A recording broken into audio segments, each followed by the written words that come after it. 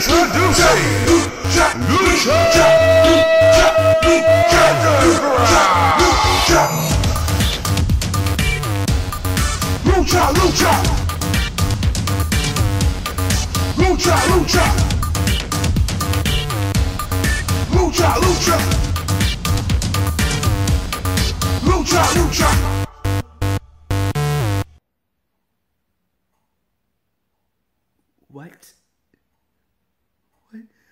What did I just see?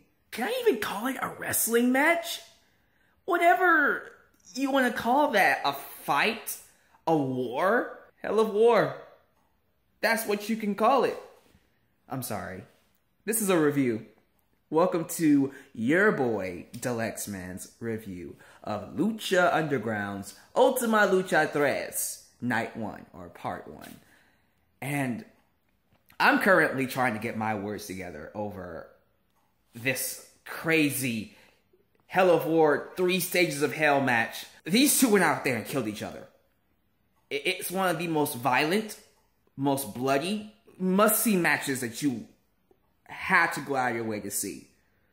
If you're watching this review and you have not seen this match, stop the video, go watch it. Just go watch it, please. Even if you aren't a fan of Lucha Underground, this match is something I think all wrestling fans need to see because this was insane. But this is a review of the entire Part 1 episode, so I'll start from the top. Again, I have no notes written down. It's going off from memory.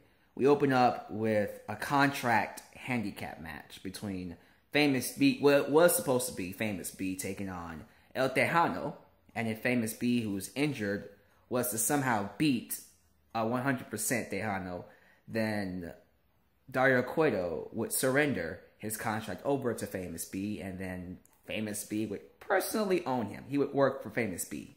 He'd be his client. And I kind of figured somehow, some way, Famous B was going to win. Because for Texano to go in there and just beat him, it would be kind of boring. I kind of thought he was going to get help, and he did. Dr. Wagner Jr. came back, and it turned into a handicap match. Now, Dario Cueto said handicap match, but we perceive it as handicap as in pre-match hurt, that kind of handicap. Nah, it's a real handicap, 2-on-1. And as you can suspect, Texano did lose. 4-2-3, you lost. And you are now owned by Famous B. So Texano is now the personal property of Famous B. I thought the match was decent. I thought it was enjoyable. It was fun. I love seeing Famous B get tossed off the steps. Like, he literally got tossed from the steps onto the concrete, the outside area. It looked like it hurt. I'm pretty sure it did. But it was nice seeing Dr. Wagner Jr. back. I hope we get him a lot more next season. And I say next season because we got to have another season of this. Please, please, do not let this be the last season. I don't care what you gotta do, Lucha Underground. Let me know what I have to do. Let me help you out. So, I have nothing else to say about that match. Let's talk about this Hell of War match. This 3 Stages of Hell. Killshot versus Dante Fox. The first match was First Blood. And it was interesting because Killshot wore a mask. So I'm kind of thinking, how are you going to tell if he's bleeding or not? Well, the rest of his body wasn't covered. So you got to find a different way to get blood out of him. And he found it. Dante Fox found it. A couple of things in this match I want to talk about. There was a cool spot where Killshot was on the ladder. He was set up on a ladder on the outside. Freaking Dante Fox does a running moonsault. A running, yeah, I said it right. A running moonsault onto the freaking ladder. It looked pretty freaking crazy. Probably should say setting shooting star press, whatever you want to say. It was crazy. But it wasn't as crazy as Dante Fox getting a glass window or a glass panel, whatever you want to call it. He sets it up inside the ring. He sets up Killshot on the top rope. And then he back body drops him through the glass panel. Glass shards sticking out of his body. He is bleeding all over the place. And this is nuts, man. It was nuts. That was just the first match. It gets worse. And by worse, I mean it gets better for us, for our entertainment. The more they hurt themselves, it's worse for them, but it's better for us. Second match was, oh my God, it was First Blood, and I think it was no disqualification. Yeah, it was no DQ. And so there's glass all over the ring. It's inside the ring. It's over the mat. They didn't clear it. There's glass shards everywhere. So keep that in mind when I'm telling you all this.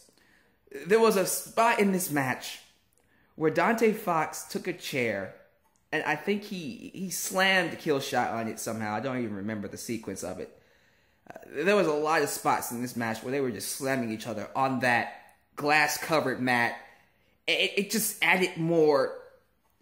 It just added more. I don't want to say cringe because that sounds negative, but it makes you feel uncomfortable. It got to the point where the match stopped feeling like a wrestling match and it became a fight. It literally became a war between two men. And the story between Killshot and Dante Fox is that they are friends that were in the army who went to war. And apparently Killshot left Dante Fox for dead. That's how the story goes. And so Dante Fox came back to get revenge on Killshot. And I felt like the hatred you would get from that kind of story was easily reflected in this match. This match at one point got very uncomfortable.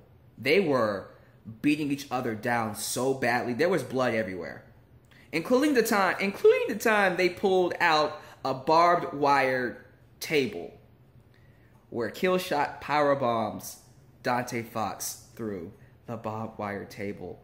I'm telling you, the crowd lost their minds. I lost my mind. It looked like it killed him. And then he picks him up and does like this, I don't know, it's like an electric chair cradle driver or electric chair driver, whatever you want to call it. It's a nice, sweet-ass move onto a glass shard-covered ring.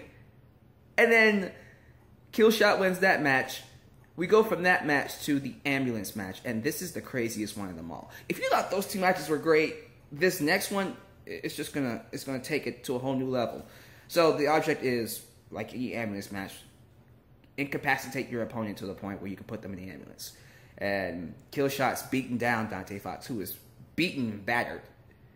We see a nice spot where freaking Killshot jumps off the top rope with Dante Fox on his shoulder and lands on the stretcher with a Death Valley driver.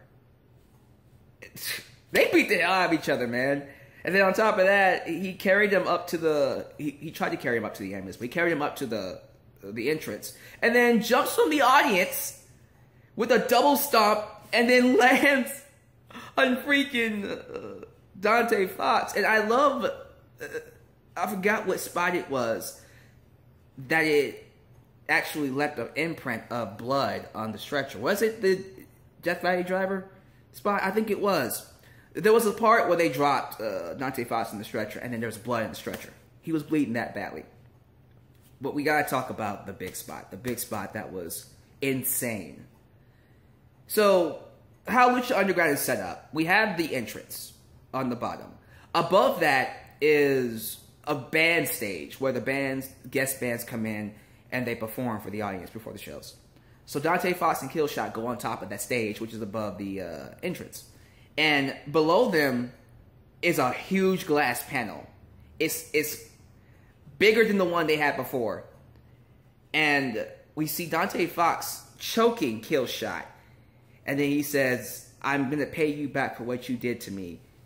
Killshot grabs a glass bottle laying right next to him, slams it over Dante Fox's head, and as soon as he did that, I'm just like, oh my god, no, no, no! And then he falls off the stage, all the way down, crashes through the glass panel. When I tell you that audience was dead silent, it was like a gasp, like the breath just left their bodies. They didn't even react after that spot. It looked like he killed himself. It was that brutal. It was that crazy. I was left... Like, the entrance... That was me. The entrance of this video, my mouth was dropped. I didn't even think about writing notes. I was so enthralled with this match. that I can't fathom Lucha Underground not having another season now. This cannot happen. I read some updates that they're trying to start a season 4. I don't think it's been confirmed yet. If it's been confirmed, please let me know. We cannot have a wrestling business without Lucha Underground. This match was amazing. This was just night 1. This is night 1. This is just part 1 of 4. What else do they have for us? That was an amazing match. I applaud Dante Fox, Killshot, AR Fox, Shane Strickland. You guys did an amazing job. You make me proud to be a wrestling fan. And again, these guys killed themselves, cut up their bodies, took bumps and falls for our entertainment. They didn't have to do this, but they did. And I thank you for that. You guys are awesome. Amazing. I can't wait to see part 2, 3, and 4. How do you guys feel about this match? How do you guys feel about tonight's episode? Please let me know down below. Go out of your way to see this. If this is just a taste of what's to come, we got a lot more, people. We got steel cage matches, last luchador standing matches, ladder matches, so many other matches, including a main event match between Prince Puma and Johnny Mundo. My God. I'm excited. But thank you once again for that amazing match. And I'll see you next time, right here in the X-Men's World, for some more Lucha Underground. See you in part 2. Peace out.